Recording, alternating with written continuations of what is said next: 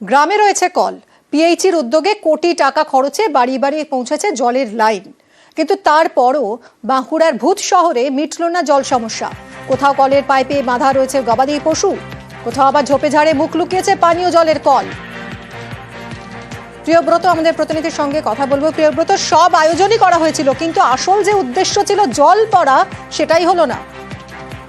একেবারে তুমি যেন বলছো যে সব আয়োজন যেমন ভাবে কল দেওয়া হয়েছে, নল পচে গেছে, সেক্ষেত্রে জল পড়েওছে কয়েকদিন, যেটা কারণ যেটা মনে করছে মানুষজন যে ভোট কেন্দ্রিক কল, যেই জল দেওয়া হয়েছিল সেটা কিন্তু লোকসভা ভোটের আগে জল দেওয়া হয়েছিল, মানুষকে ঢালাও প্রতিশ্রুতি দেওয়া হয়েছিল, কিন্তু তার পরবর্তীতে দেখা যাচ্ছে সেই সব কলে আর জল পড়েনি। তাই মানুষজনও একই রকমের সেই কলের যে নল রয়েছে সেগুলোকে ব্যবহার করছে, কেউ ছাগল বাঁধছে, আর যেসব জায়গায় দেখা যাচ্ছে যে মানুষ ব্যবহারই করতে পারছে না সেই সব জল কিন্তু ঝোপে ঝাড়ে লুকিয়ে গেছে কল।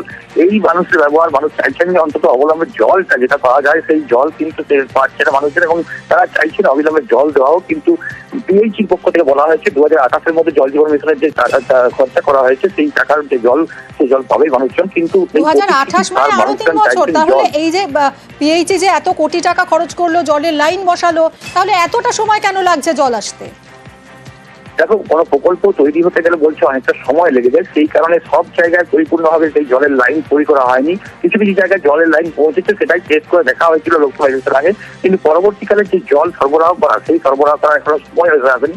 সেটা কিন্তু 80% কাজ শেষ হয়েছে, সেই কাজ পুরোপুরি 100% শেষ হলে কাজ জল পাবে এই ভূত শহরের মানুষজন। কিন্তু এই নির্জলা ভূত শহর গ্রাম, তারা কিন্তু বহু কষ্টে প্রায় 8 কিলোমিটার হেঁটে গিয়ে সেই জল সরবরাহ করতে হয়, এবং সকাল থেকে কিন্তু কলসি হাড়ি নিয়ে কলসি কাটাদেরকেও লাইন দিতে হয়, এবং বেশ কিছু জায়গায় দেখা যাচ্ছে যে জলের লাইনে অশান্তি হয়, এবং এই কারণেই গ্রীষ্মকাল আসছে, সেই কারণে মানুষজন চাইছেন অবিলম্বে জল দেওয়া হোক এই নির্জলা ভূত শহর গ্রামে। ধন্যবাদ প্রিয়ব্রত।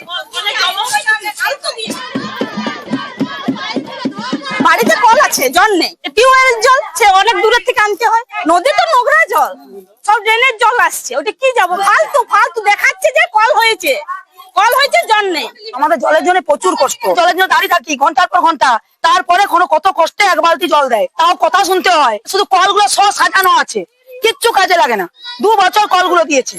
প্রত্যেকটা প্রকল্প হতেই কিছুটা সময় লাগে। কন্যাশ্রী জল জীবন মিশনের যে প্রকল্পগুলো, সেটা হতেও যেটুকু সময় রিজনেবলি লাগা উচিত সেটুকু লাগবে। কোনো কাজগুলো চলছে, কমপ্লিট হয়তো ঠিকই হয়নি, কিন্তু চলছে, কোথাও বা কমিশন হয়েছে, কোথাও বা অ্যাডভান্স স্টেজে গেছে। তো এবং জল জীবন মিশনের প্রোগ্রামটাও আমাদের এখানে এক্সটেন্ড করা হয়েছে সেন্ট্রাল গভর্নমেন্ট তরফ থেকে 28 সাল অবধি। তাও আমরা হোপফুল এই বছরের মধ্যেই আমাদের মোরাললেস আমরা 80% স্কিম কমিশন করে দিতে পারবো।